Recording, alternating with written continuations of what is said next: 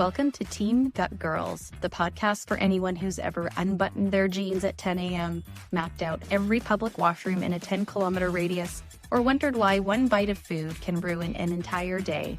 We talk about bloating, constipation, diarrhea, reflux, nausea, abdominal pain, histamine chaos, and all the quiet gut symptoms you're told to just live with. Join naturopathic doctors Dr. Whitney Baxter, Dr. Christina Carew, and Dr. Dominique Vanier. Your gut is talking, and we're here to help you translate. You're with Team Gut Girls now. Let's dig in. And before we dive in, just a quick note. This podcast is for educational and informational purposes only. It's not meant for medical advice and doesn't replace working with your own healthcare provider. We're sharing general information, not diagnosing or treating anyone. Please always talk with your physician or licensed healthcare practitioner prior to making changes to your health, medications, or supplements. Welcome back to Team Gut Girls, the podcast where we simplify health so you can ask better questions, find answers, and feel empowered.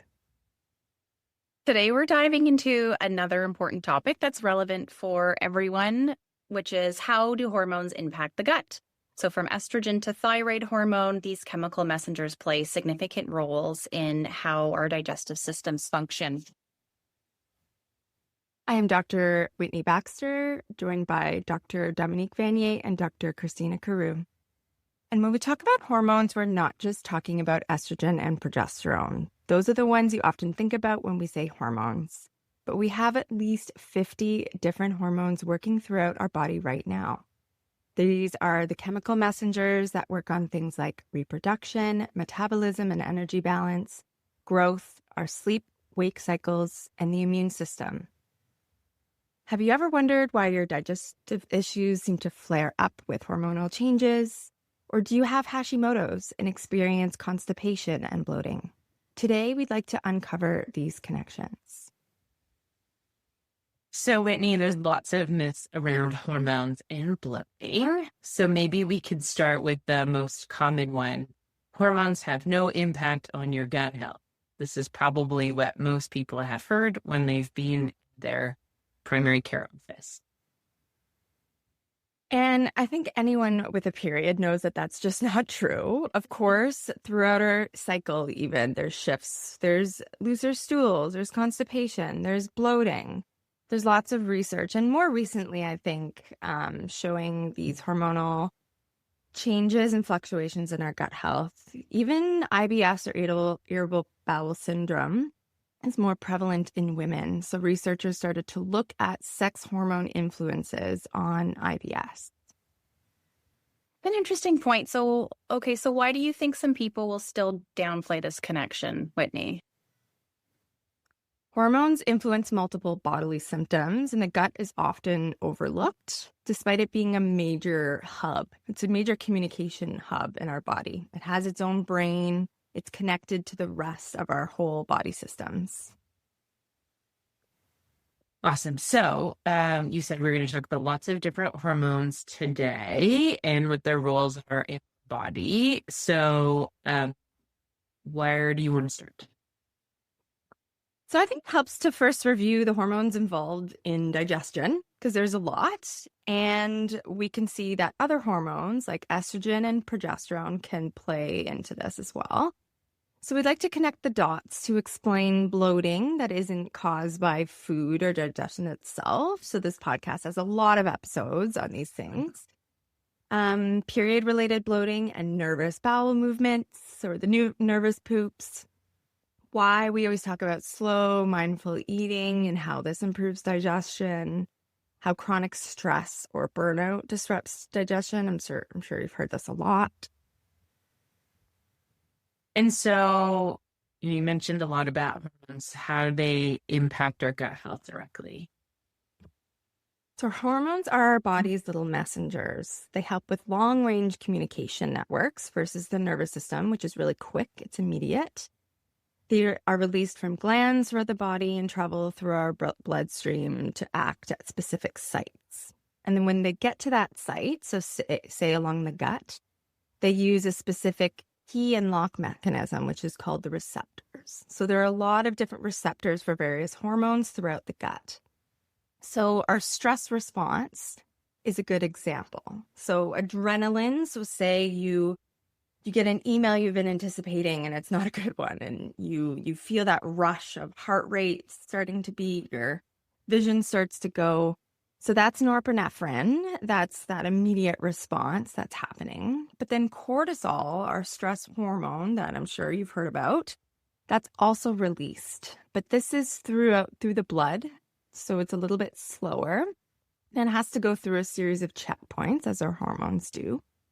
But its response and its purpose is to keep us being able to run from that threat or react to that email and cope for longer. And cortisol has receptor sites along the gut. So during this stress response, for example, it's going to ask the liver to release more glucose for energy into the bloodstream. It's also going to ask the gut, hey, please stop digesting that meal. We have to keep running. We have to keep reacting. I hope you're going to talk about cortisol belly, because we ask that all the time in clinic.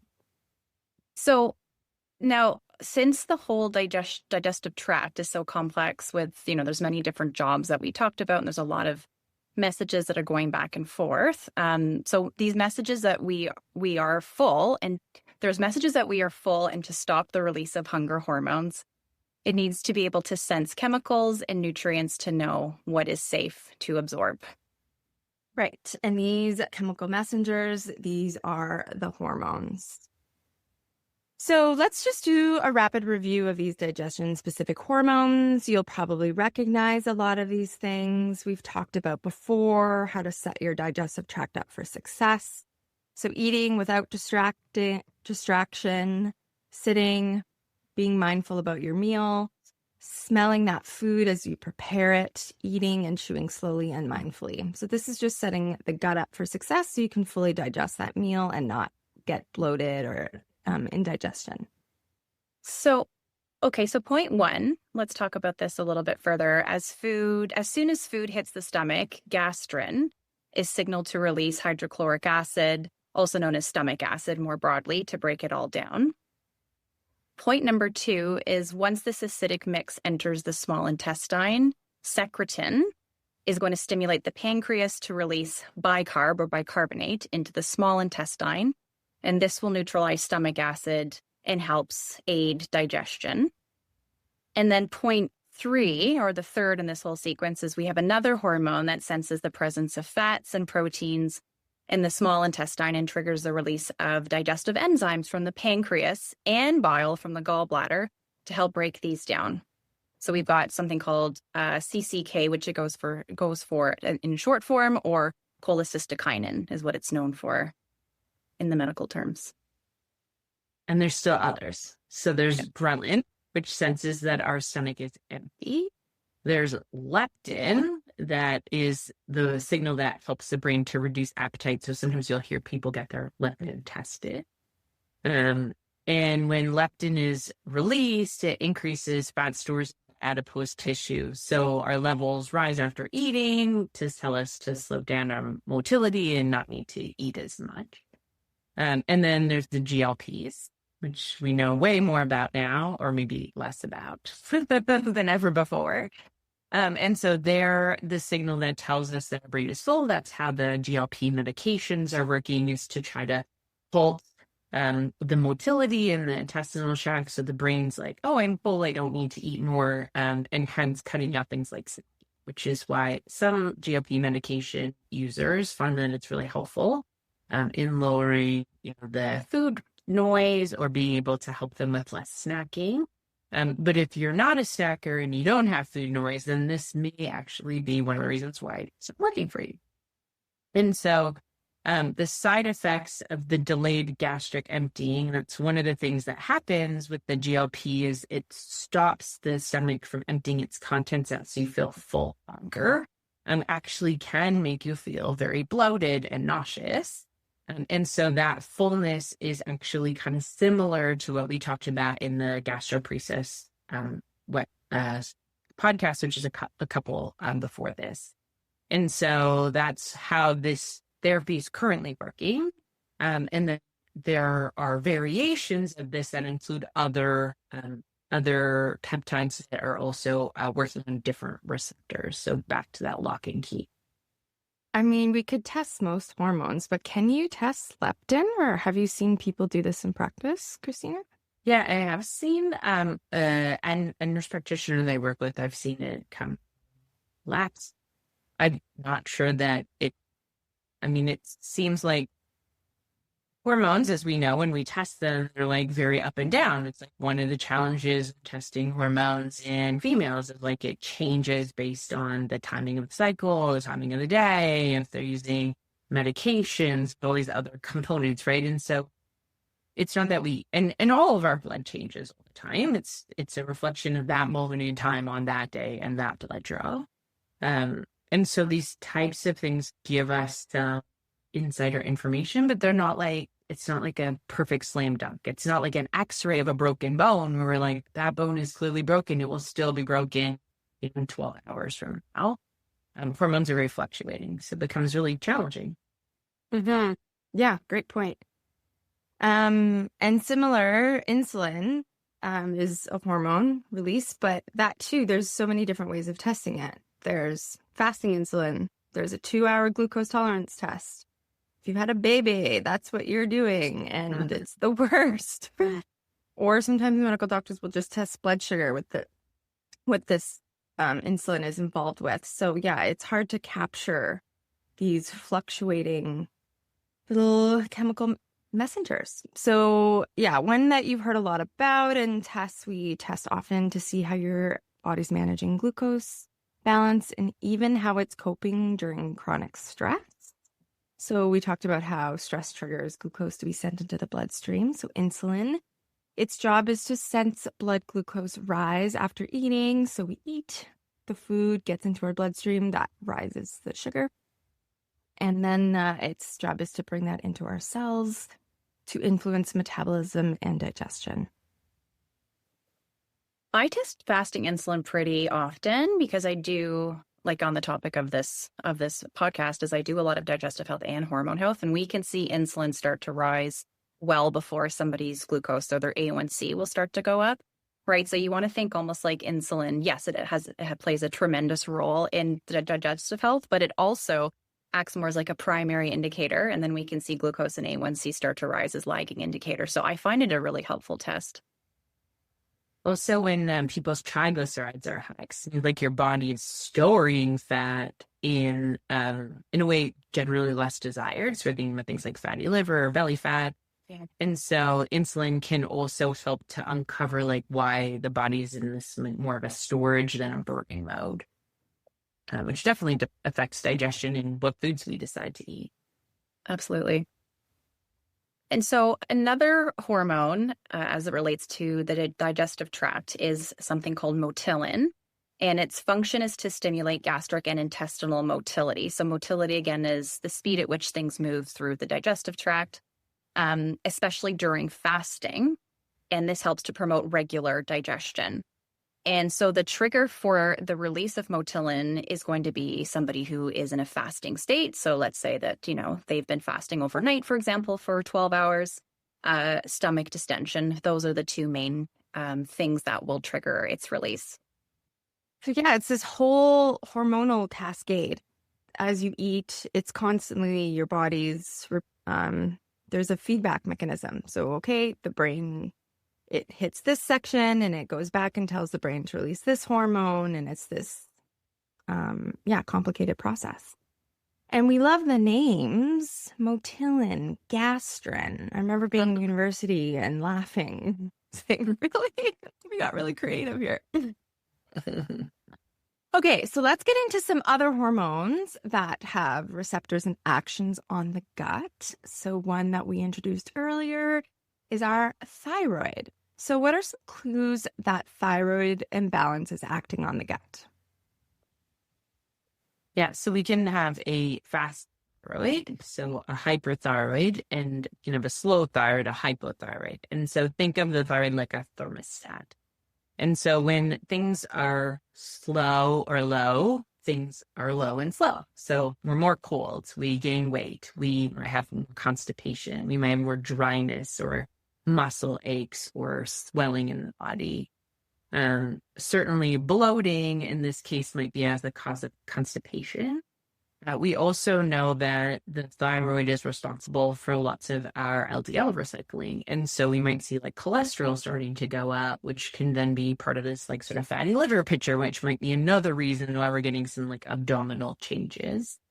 And so that's like sort of slow thyroid. And then we can also see, maybe not related to bloating as much, but a fast thyroid actually can make people feel more, I would say, often confused with like menopausal type symptoms. They feel more hot, they feel more agitated, they may have some heart racing, sometimes more diarrhea. It's sort of the other way. Things are going too fast, or insatiable hunger. And so the thyroid really does regulate this sort of continuum of what's going on in the body. And even a little fluctuation can actually show up as a large amount of symptoms. So you don't have to be fully in a state of hypothyroid where you are needing medication, but you may actually be somewhere on the continuum and still be getting constipation. So it's not always only once you cross this line you get these symptoms, you're going to get maybe some of these symptoms along the way.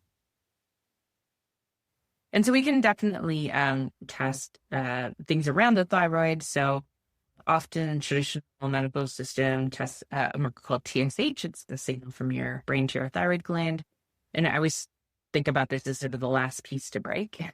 So generally, if the TSH is going wild, and this has been a problem for a long time, it's like yesterday, my thyroid stopped working very well. We can actually do a full thyroid panel, which includes things like free T4 and free T3, and even thyroid antibodies, which are similar to what Dr. Vanier mentioned, is like this sort of, insulin is a precursor to diabetes.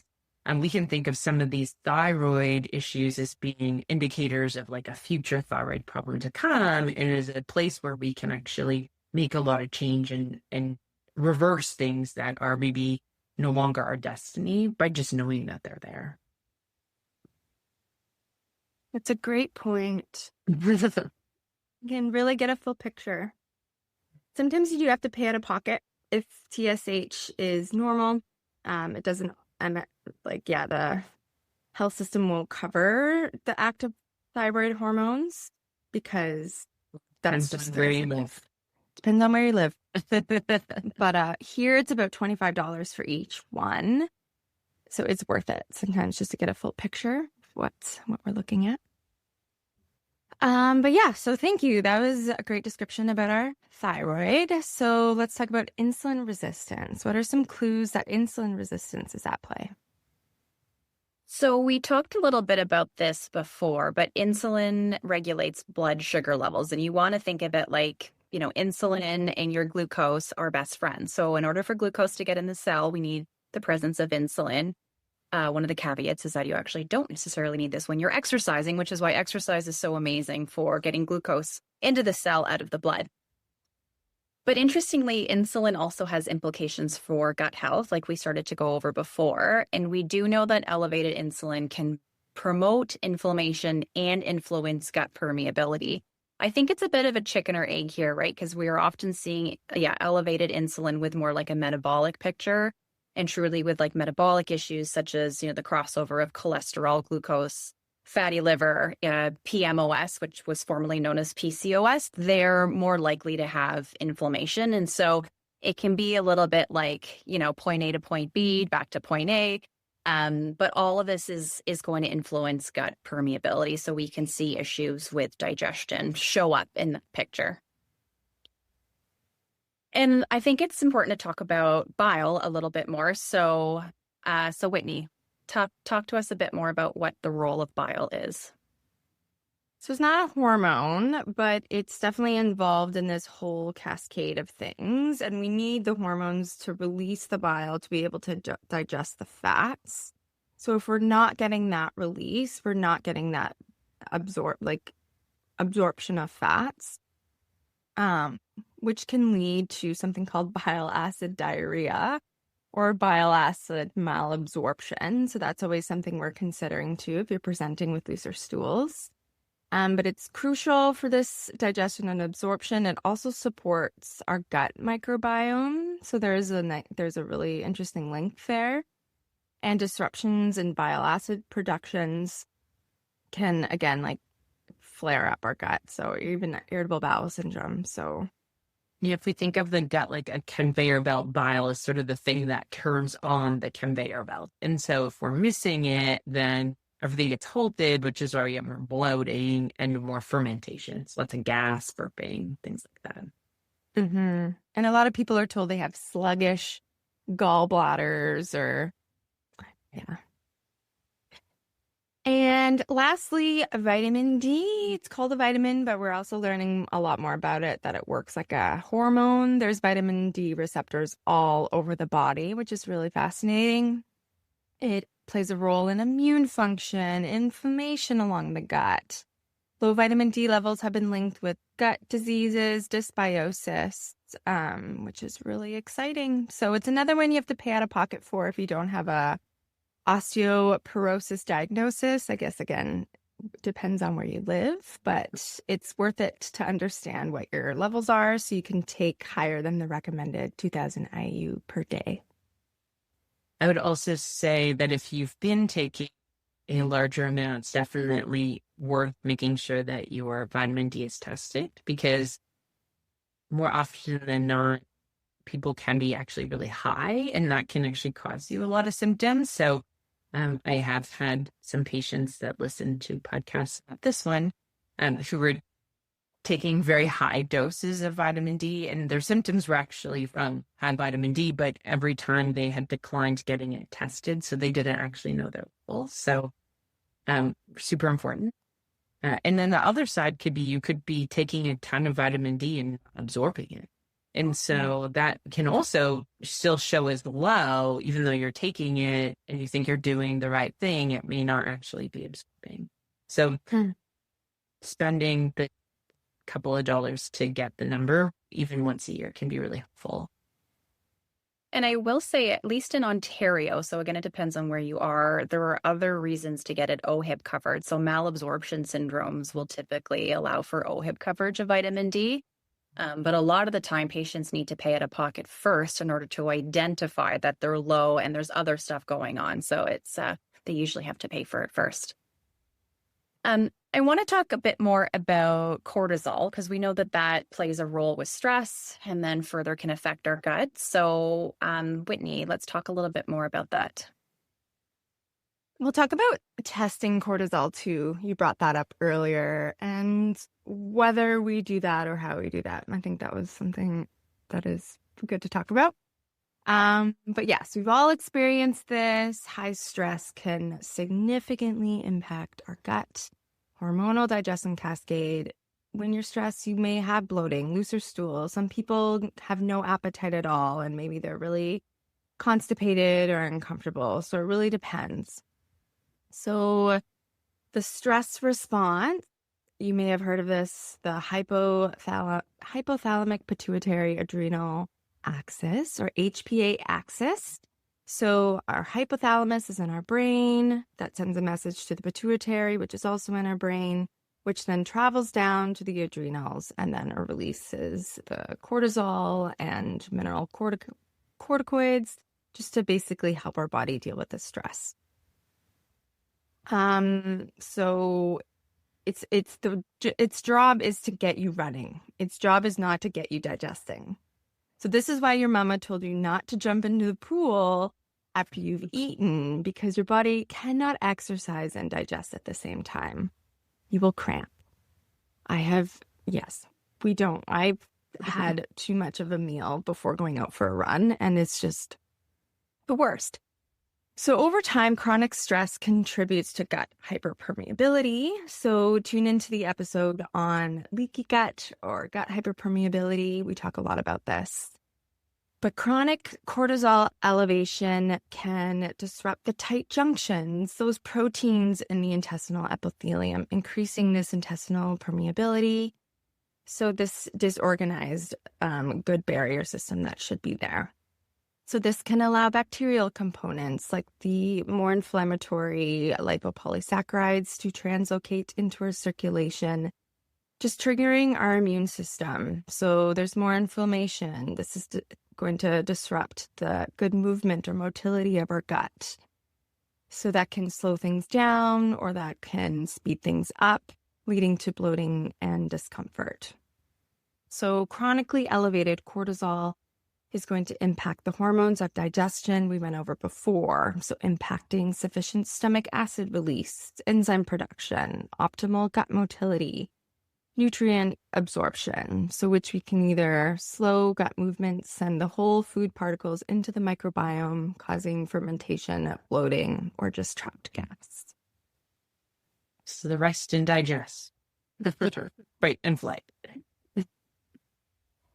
Maybe this is a good switch into cortisol testing, right? And I think it's quite similar to what we talked about before, which cortisol is just fluctuating pretty constantly, right? And so somebody does have the option of testing it at 8 a.m. or at a different time, and it's supposed to be highest at 8 a.m. and then there's another peak around midday, and it's supposed to taper off. But even if somebody's cortisol is normal, which most of the time it will be at 8 a.m., it doesn't mean that they're not experiencing stress.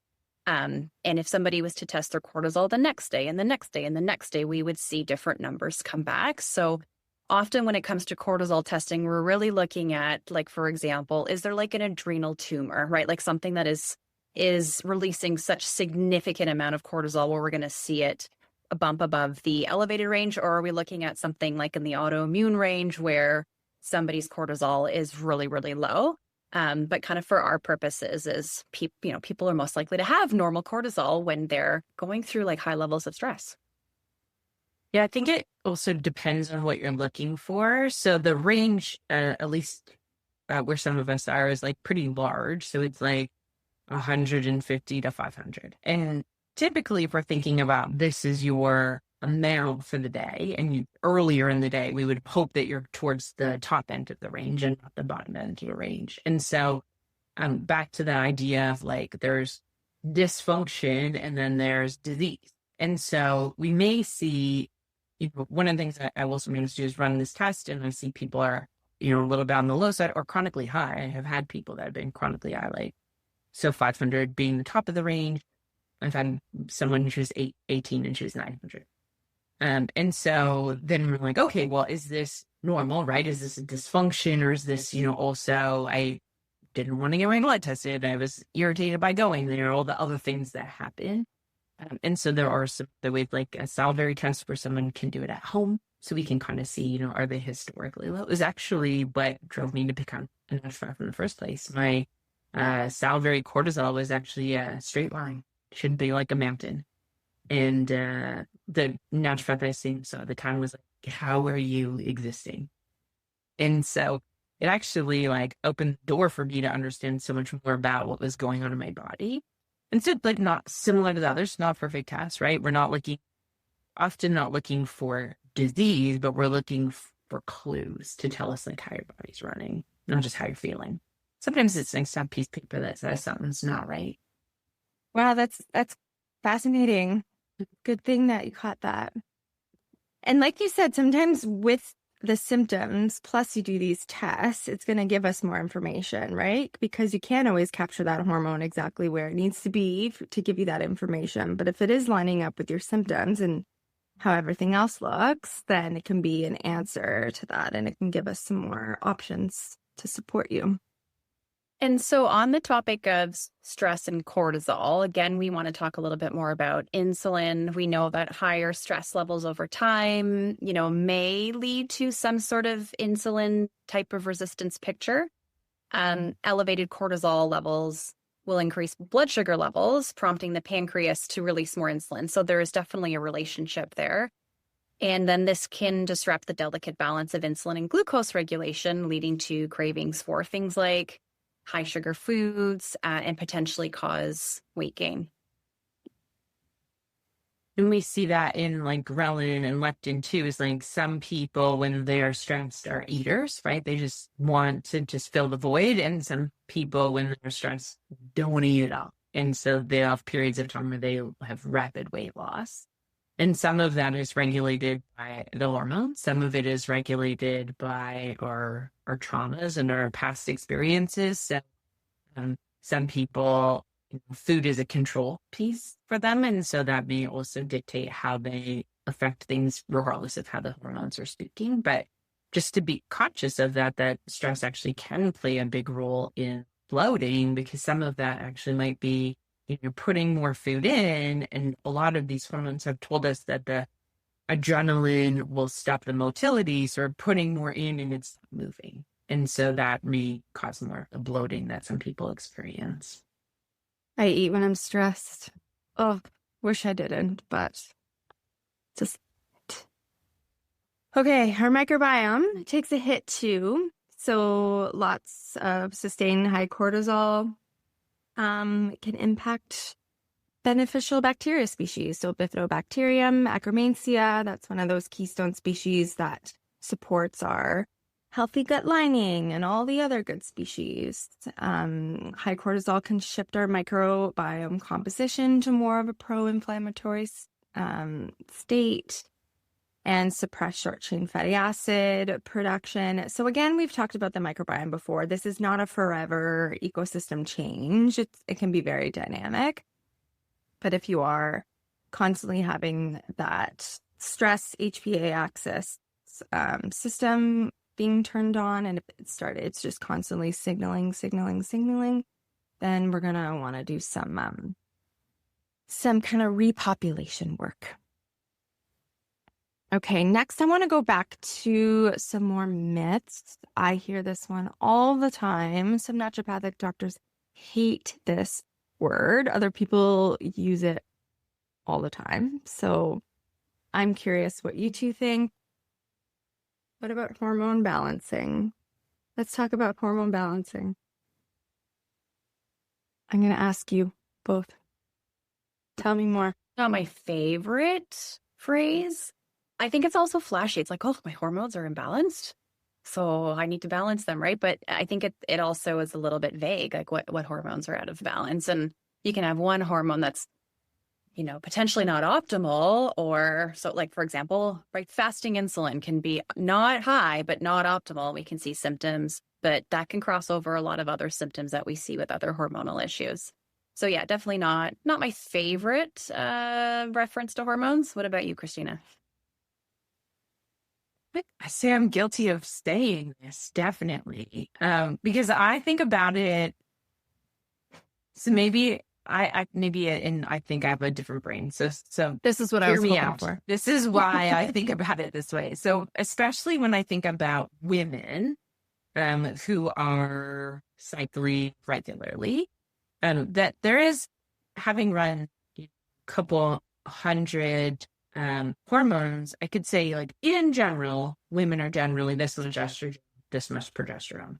And so it's a bit of a ratio for me. And so if someone is much higher in estrogen and lower in progesterone, I start seeing a bit of a teeter-totter. And so I would consider that imbalance, like where we're like seeing a lot of one and not as much of the other.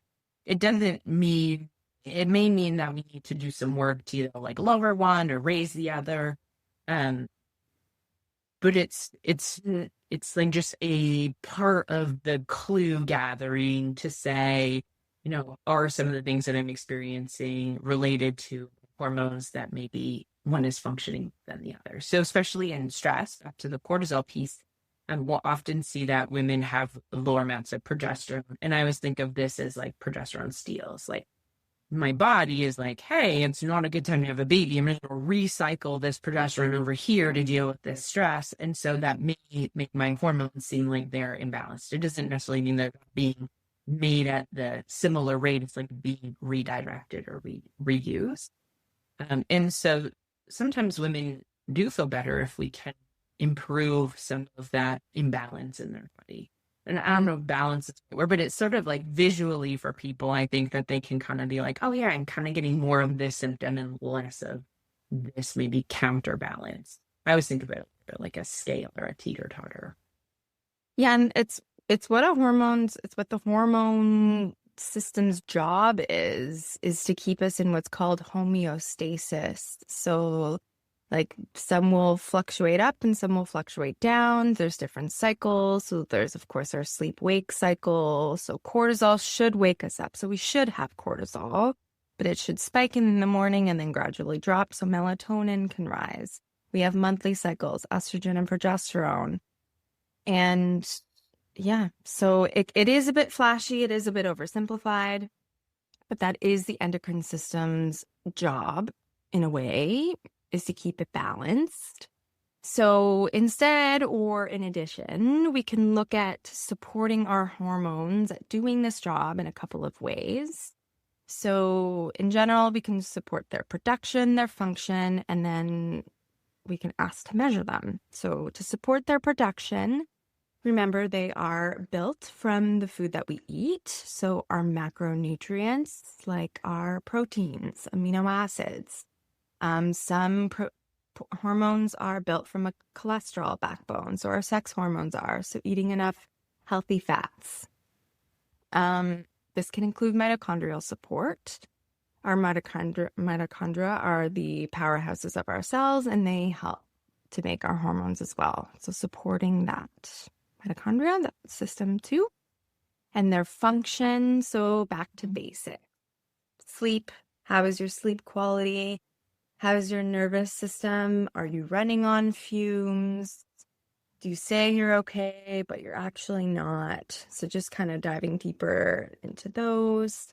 And then can we measure the hormones and not just a couple? Maybe we look at all of them. Maybe we do a thyroid panel. We look at your estrogen, progesterone at certain phases of your cycle, your vitamin D, your fasting insulin, just to kind of get a whole picture of how your body's functioning. A good way to think about this is like if we think about athletes, so I always think about gymnasts or skaters or young athletes, like the more stress their sport and their exercise and maybe even the hours they do their sport causes, the less their body makes the sex hormones. And so we'll see lots of women that lose their menstrual cycle when they're in their athletic prime. And part of that's to Whitney's comment about cholesterol, and can be have the cholesterol to make the hormones because you're using it other places. And that's like one of the things that we're seeing. And so running a cholesterol panel on a young person can actually be beneficial because if they're making enough cholesterol, it's like one of the reasons why they might not be menstrual bleeding. Mm-hmm. Yeah, that's a good point. Okay, so maybe we'll talk a little bit, we'll give you a preview about hormones that are related to female cycle and its relationship to bloating. So we definitely have an episode coming. But there's lots of talk about, can IBS and perimenopause be actually linked in any way?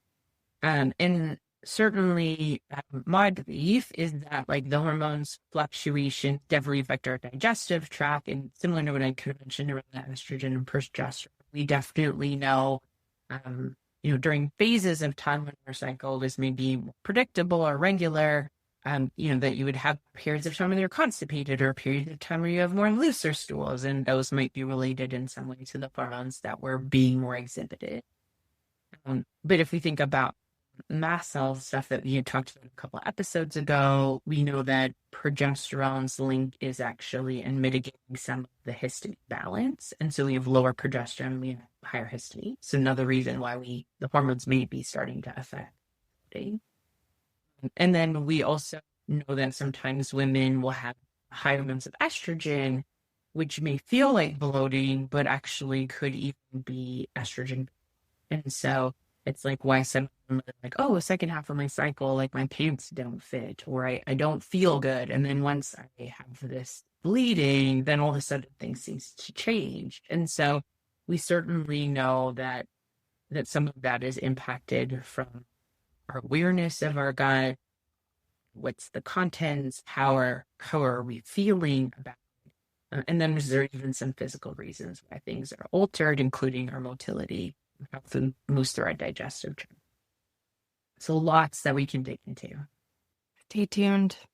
And do you talk about the estrobolome at all in the podcast? Do you do? Okay. Yeah, I think we could definitely talk about the estrobolome. So estrobolome is sort of this collection of gut microbial genes that are more effective at breaking down and metabolizing estrogen. So sometimes if people have those fancy stool tests, or maybe you've done one of the at-home stool tests that sometimes test something called beta glucuronidase. It's like one of our enzymes that breaks down estrogen and allows it for reabsorption and circulation. And so sometimes people will see like blockages or highness in this. And so if we think about symptoms, if our body's recycling things that are destined for the trash, then we have symptoms of like an overload, right? And this actually even happens with medication. We'll see people that are taking medication and, they were on the same dose forever and ever and ever. And then all of a sudden their labs are starting to change. And we're like, oh, did you change your dose? Did you change the time of day that you were taking it? Like, what happened? And it might be that they got constipated. And when they got constipated, then everything started to reabsorb more. And so then now we're seeing like a change based on a functional change in the body. That medication wasn't meant to be there that long. It's now reabsorbing back in. There is some belief that maybe this is part of where we're getting like a lot of the hot flashes and like heat symptoms from women that are perimenopause, because the estrogen, instead of leaving the body, is like recycling back in. And so you're getting this overload of this one hormone, maybe not because you're building so much, but you're actually not getting it. And so who knows? There's lots of reasons why our bodies operate in the way that we do, and it's so not straightforward.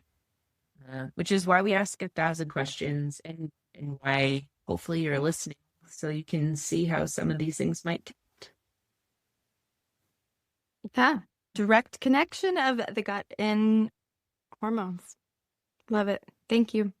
Okay, here's another myth. Dom, why don't you take us through period bloating is just water retention. It has nothing to do with your gut. Period. I call it the period bloat and period poops, right? And there's an overlap of hormones and lots of stuff going on. So the truth is that while water retention plays a role, hormonal changes slow gut motility and can cause gas buildup and constipation. So, when I'm talking to patients, I'm asking, are you more likely to have constipation right before your period? Because anytime, as we know, when we are more constipated, we're more likely to have bloating. When things are slowing down, we're more likely to distend and bloat. But we also have prostaglandins that play a role at this time too. So prostaglandins released during your period can also trigger diarrhea and cramping in the digestive tract. And then estrogen is primarily known for its role in the female reproductive system, like we've talked about, but it also protects the gut lining.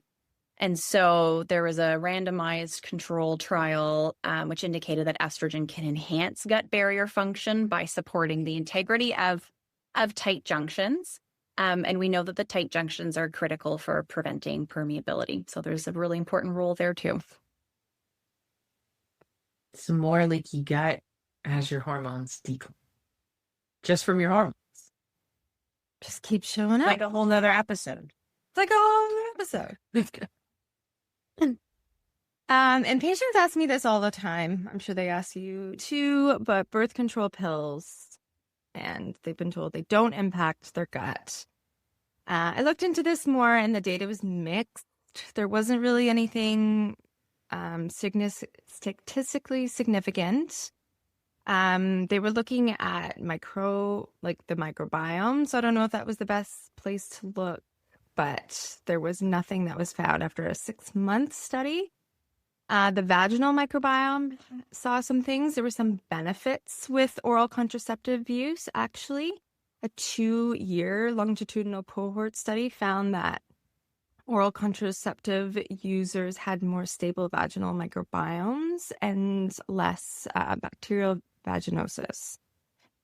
So that's positive, but in other studies, it showed that it may increase the risk of candidiasis. So basically, if you're starting or stopping a pill and you notice some vaginal changes or indigestion, just talk to your doctor because there could be a link here. Okay, so let's go through some practical takeaways to support optimal digestion and understand how your hormones can be at play. So simple things we've talked about before: track your digestive symptoms, but do it with your cycle. So a lot of these free apps like Clue will have gut symptoms in there. So bloating, constipation, diarrhea, which is great. Or you could do it in your iPhone calendar, somewhere where you can take a step back and look at the month and try to see if there was any correlations with different phases of your cycle. So when you feel bloated, changes in bowel movements, energy dips or cravings, where you are in your cycle, so this can all have some patterns. So maybe some more bloating in the luteal phase, or pain or discomfort where estrogen is spiking right before you ovulate. So this is always data for us when you bring us more information. In fact, we'll often give you this as homework if you haven't done it before, but it's really, really helpful to start to see when you're noticing these symptoms. And a lot of the apps also have like a area where you can add your own information in.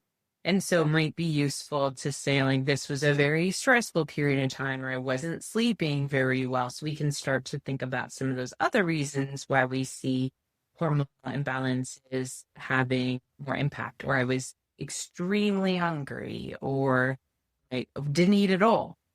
Because all of that information can be really helpful. And in the moment when we're experiencing it, we're like, oh yeah, I'll totally remember that. But we don't remember it. Like, I don't remember. I'm pretty sure someone else doesn't remember, and I'm clued into remembering. And so I think that helps us to be more of our own detective work in our body, and definitely helps the practitioners to get more information. And I always think that the information that someone else said was like useless or not helpful is actually usually the most helpful information. And so don't disregard it, even if someone says, oh, that's not helpful. Just bring it up to a different dog. So how long would you recommend tracking, Whitney, before you would want someone to come to see with that information? I usually say at least 3 cycles, so it's not a one-off. You have to consider if you're regular too, if you have a regular cycle versus irregular cycle. So try to capture 3 cycles at least. I mean, even 1 is helpful, if nothing. All right, what if someone's cycles are irregular, or they're in perimenopause, or even if you don't know you're in perimenopause, we still say track. So these symptoms are true to you. So something is going on in your body, and you might notice some kind of pattern. Maybe it's related to sleep or foods that you ate that month. Maybe something else is going on. So it starts to like capture some kind of pattern. It's not perfect. Hormones are all over the place, as we've learned. Yeah. So next, let's just talk about some foundation. So focusing on foundations is key before restriction. So before you start to cut out the foods or start on an expensive supplement protocol, let's remind you to eat in a calm state. So really optimize the gut's job at digesting something effectively. Taking some deep breaths before you eat, especially if you are someone who is undergoing a lot of stress right now, or you're in a high stress phase of your life. Deep breathing before your meal can make a huge difference, just to support the digestive process. Chew thoroughly. I read that 40 chews was the most optimal. I think that's crazy. So 20, and start with 20. And putting your fork down between bites can really help prevent rushing through a meal. So this is going to support the release of gastrin, that CCK, and other digestive hormones we talked about. And then building your meals to help support your hormones too. So getting all those essential proteins and fats, and even the minerals and vitamins. Your body needs those amino acids and cholesterol to build the hormones. So let's finish up with how to talk to your practitioner. A lot of people feel dismissed when they bring up their gut symptoms, especially if it's coinciding with hormones. So here are some things that you can say at your next appointment. So I'm noticing a correlation between my cycle and digestive issues. Could we explore a potential hormonal connection? I want to understand how my stress levels might be affecting my gut health. And maybe I would add, what lifestyle changes should I consider to manage my symptoms? Another piece that we might look at is like asking for more comprehensive blood work. Sometimes this is met with, what is that going to tell you, or how will that help? It can be helpful depending on the practitioner that you have. You may find it also frustrating if you ask a practitioner who's not used to running those tests so that they know what the tests even mean. But some of those we mentioned were like the full thyroid panels, including free T3 and free T4. If we would also have things like checking fasting insulin or vitamin D levels, or even estrogen and progesterone at specific points in the cycle. And if your first ask is met with a negative response, just ask someone else. There will be someone that can help you to get this information. Yeah, and you're asking questions. You're not diagnosing yourself. Most practitioners appreciate when our patients come and are engaged and they've looked into it. And we're just gathering information. Okay, so today we explored a lot.